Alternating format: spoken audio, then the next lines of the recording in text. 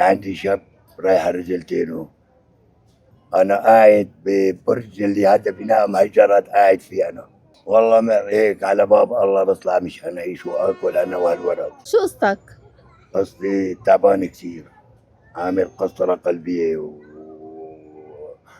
وآكل ضروب كتير بجسمي وبراسي وبإجري، وجتني 3 مرات جلطات، وقعدت وما عم بوعى على حالي، وما عندي شي. عندي شاب رايح رجلتين، دوبه الواحد يساعدنا، ما حدا بيساعدنا غير الله. ما عندك وين زوجتك؟ زوجتك وين؟ زوجتي متوفاية بالسكري من قبل الحوادث، متوفت بالسكري.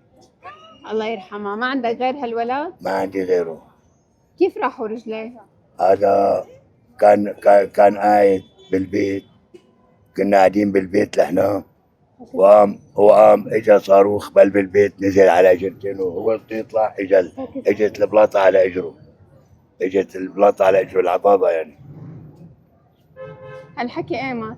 هاي من 2011 تاريخ انا اللي ما تصاوبت فيه، عم بسحب تصاوبت انا وياه سوا. طيب شايفة رجلك مجبرة، شو قصة رجلك؟ انا عندي هون ما في عظم، كلها سياخ.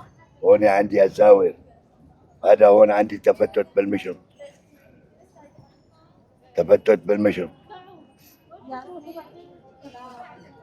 هذا هو اللي عندي.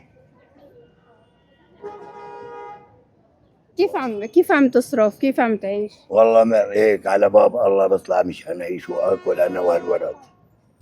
على باب الله عم اعيش مشان اكل انا والولد. بنقول الحمد لله والشكر لله، فضل الله. ما حدا عم يساعدك ما ابدا؟ عندي حدا يساعدني. تروحي على الجامعات بيقولوا لك ما بدنا ارمال وبدنا لك يا اخي ما عندي غير انا والولد، ما حدا بيقرب علينا من الجمعيات بالمره. انتم مالكم اسم، مالك اسم، مالك عندك ما بعرف شو، لك تعال شوف الوضع اللي قاعد فيه ما حدا بيعرف. عندي طراحتين وبطانيتين بنام انا على طراحه وابني على طراحه. عند مين قاعدين؟ انا قاعد ببرج اللي هذا بناء مهجرات قاعد فيه انا. هاي طبلتاني الجسر، بعدين منه بالبناء هذا المهجر فاضي ما في حدا. قبل طلعت الجسر ورا البرج. يعني انت مانك قاعد ببيت له باب بيتسكر؟ لا هيك حطوا بس مشمع، جماعة اعطوني مشمع، حطيت له مشمع بس فقط لا غير. تحبي تروحي ما تشوفي الوضع تبعي كمان 100,000 لو سالب قيمة، حطك من الارض على السماء على راسي يلا. طيب كيف قضيت الشتوية؟ عم اقضيها شو بتساوي، ما عندي شيء انا في لا صوبيا لا شيء، عمل لك بالبطانيات وقاعدين بالفرشه. ما بنقضي شيء، ما عندنا شيء لحنا نقضيه، ما عندي شيء اقضيه يعني. هيك صاير معنا، والحمد لله. برجع بقول لك ضل انا عم بشكر رب العالمين، وانا مواليد 52 وعمري 75 سنه، والحمد لله.